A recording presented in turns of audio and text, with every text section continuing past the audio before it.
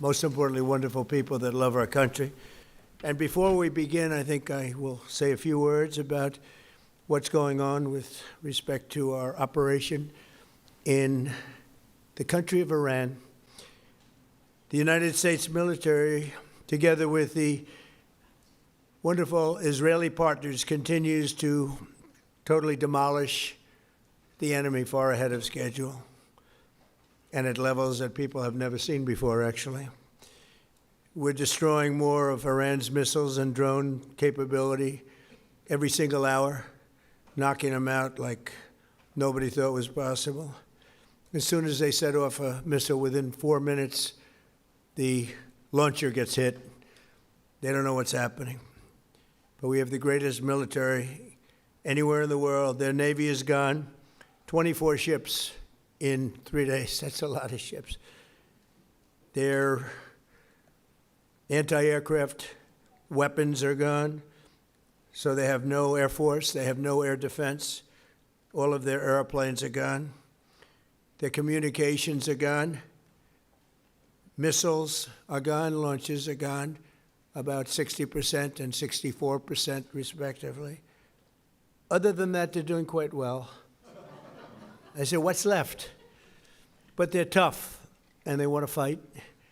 And they're calling, they're saying, how do we make a deal? I said, you're being a little bit late, and we want to fight now more than they do.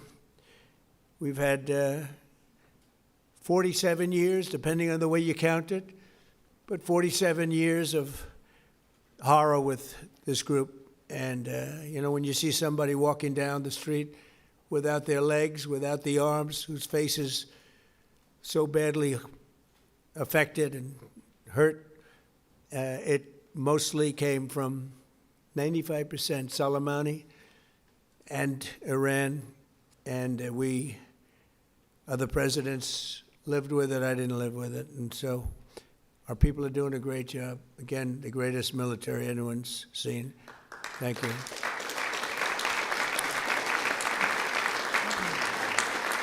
Thank you very much. And yesterday, my administration announced decisive action to help keep down the oil prices, including offering political risk insurance for tankers transiting into the Gulf, as you know, pretty dangerous territory. Further action to reduce pressure on oil is imminent, and the oil seems to have pretty much stabilized. We had it very low, but I had to take this little detour, if it's okay with everybody. Scott, it's okay with you? Scott's the one who has to put up with it. He said, you have to do this now? I said, I have to do it, Scott, right? But it's been very strong, and everybody, including Scott, everybody feels we had really no choice. They were going to hit us if we didn't hit them, because they're crazy. And in the long term, the actions we're taking will dramatically increase the stability of the region and oil prices and stock markets and everything else. We set the all-time record in history with the Dow going to 50,000. So Dow was at 50,000. It was supposed to be maybe, if we were lucky, within, by the end of my presidency in 4 years. And we did it in my first year. We did the S&P 500. We did that in a period of less than a year. And that was even tougher than the Dow, they said, so it wasn't going to happen. But we have a great country. We have a country that's never done this well. We've had tremendous success in so many different ways. I built the military and rebuilt it in my first term, and we're using it more than I'd like to use it, to be honest with you. But when we used it, we found out it certainly did work. When we look at Venezuela, when we look at the first attack, Midnight Hammer, in Iran, which really set the stage for what we're doing right now. It's been pretty amazing. And I'm once again calling on all members of the Iranian Revolutionary Guard, the military and the police, to lay down arms. They're only going to be killed. And now is the time to stand up for the Iranian people and help take back your country.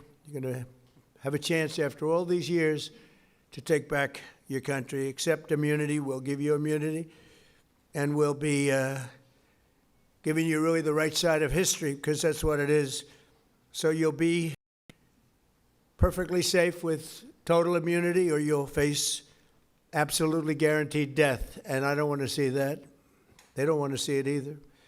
We also urge Iranian diplomats around the world to request asylum and to help us shape a new and better Iran with great potential. It's a country with great potential. There's much better future for Iran. It's now beginning. It's going to be, I think, a great future, and the United States will ensure that whoever leads the country next, Iran will not threaten America or its neighbors, Israel, anybody. If you look at what happened, they had missiles aimed at all of these other countries, Qatar, Saudi Arabia, UAE, many others, that weren't really involved very much, and they had missiles aimed. Well, they were aimed there long before this ever started. They were going after the entire Middle East, and then we came along. We blew up their party. So we have phenomenal people. I want to thank all of the people that have been involved. Marco, you've been doing a fantastic job. And you've been doing a fantastic job on a place called Cuba.